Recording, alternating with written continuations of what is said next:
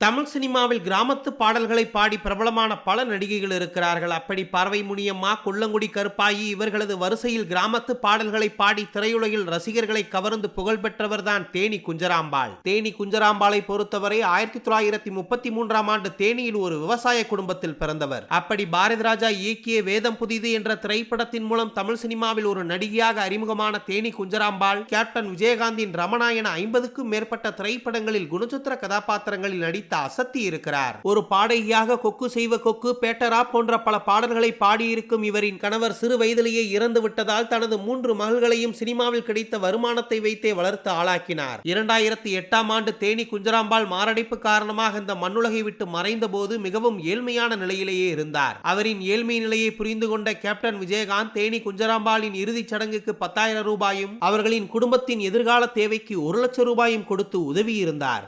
பிரபல நாட்டுப்புற பாடகியும் ஆண் பாவம் திரைப்படத்தில் நடிகர் பாண்டியராஜனுக்கு பாட்டியாக நடித்த கலைமாமணி கொல்லங்குடி கருப்பாயி வயது மூப்பு காரணமாக தனது 99 வயதில் இந்த மண்ணுலகை விட்டு இயற்கை எய்தினார். சிவகங்கை மாவட்டம் கொல்லங்குடியை பூர்வீகமாக கொண்ட கருப்பாயி சிறு வயதிலிருந்தே கிராமிய பாடல்களை பாடி அந்த ஊர்களில் பிரபலமாக இருந்து வந்தவர். பாண்டியராஜனின் பாட்டியாக நடித்து புகழ் பெற்றதால் தொடர்ந்து பாண்டியராஜனின் ஏட்டிக்கு போட்டி, கோபாலா கோபாலா, கபடி கபடி, ஆண்களை நம்பாதே போன்ற படங்களிலும் நடிக்க வைத்தார் பாண்டியராஜன். கடைசியாக சசிகுமார் நடித்த திரைப்படத்தில் நடித்தவர் வயது மூப்பு காரணமாக கலையுலகை விட்டு விலகி வாழ்ந்து வந்தார். மறைந்த முன்னாள் முதலமைச்சர் ஜெயலலிதா இவருக்கு 1993ஆம் ஆண்டு கலைமாமணி விருது வழங்கி கௌரவித்தார். இவரிடம் முதல்வர் ஜெயலலிதா உங்களுக்கு என்ன வேண்டும் என்று கேட்டபோது எங்கள் ஊரில் உள்ள அரசு மேல்நிலைப் பள்ளிக்கு பட்டா வழங்க வேண்டும் என கொல்லங்குடி கருப்பாயி கோரிக்கை விடுக்க அதை ஏற்று உடனடியாக பட்டா வழங்க உத்தரவிட்டார் முதலமைச்சர் ஜெயலலிதா. வயது மூப்பு காரணமாக தனது 99 வயதில் இயற்கை எய்திய கொல்லங்குடி கருப்பாயிக்கு திரையுலகைச் சேர்ந்த பலரும் தங்களது இரங்கல்களை தெரிவித்து வருகிறார்கள்.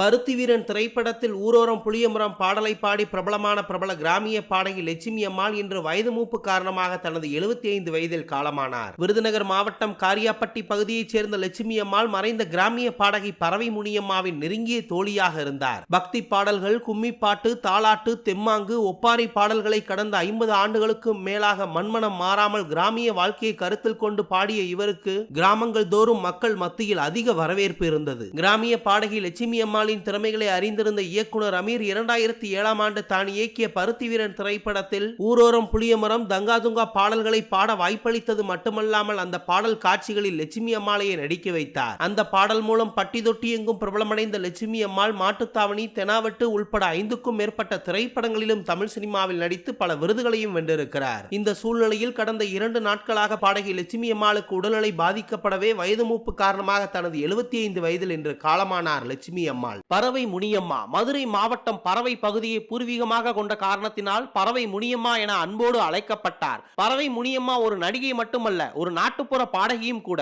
நம் ஊர்களில் இன்றும் கேட்கப்படும் பல பக்தி பாடல்களை பாடி அப்போதே தமிழகம் முழுவதும் பிரபலமடைந்திருந்தார். 2003ஆம் ஆண்டு வெளிவந்த தூள் திரைப்படத்தின் மூலம் நடிகையாக அறிமுகமானவர். அதன் பின் 25க்கும் மேற்பட்ட தமிழ் திரைப்படங்களில் நடித்துள்ளார். ஒரு காலகட்டத்தில் இவருக்கு பட வாய்ப்புகளும் பாடல் வாய்ப்புகளும் குறையப்பட்டது. அந்த காலகட்டத்தில் இவரின் ஏழ்மை மற்றும் இயலாமை நிலையை கருத்தில் கொண்டு அப்போதைய தமிழக முதல்வர் ஜெயலலிதா அவர்கள் இவருக்கு 6 லட்சம் ரூபாய் நிதி உதவியும் மேலும் மாதாந்திர செலவுக்காக 6,000 ரூபாய் பணத்தையும் கொடுத்திருந்தார். பறவை முனியம்மாவின் கலை சேவையை பாராட்டி தமிழக அரசு இவருக்கு கலைமாமணி பட்டம் வழங்கி கௌரவித்தது என்பதும் குறிப்பிடத்தக்கது. இறக்கும் போது பறவை முனியம்மா, நான் இளம் வயதிலேயே கணவனை இழந்தவள், எனக்கு ஒரே ஒரு மாற்றுத்திறனாளி மகன், எனக்கு இப்போது வருகிற 6,000 ரூபாய் பணமும் என் மகனுக்கு தமிழக அரசு எப்படியாவது கொடுத்து உதவ வேண்டும் என கோரிக்கை வைத்துவிட்டு தான் இறந்து போனார்.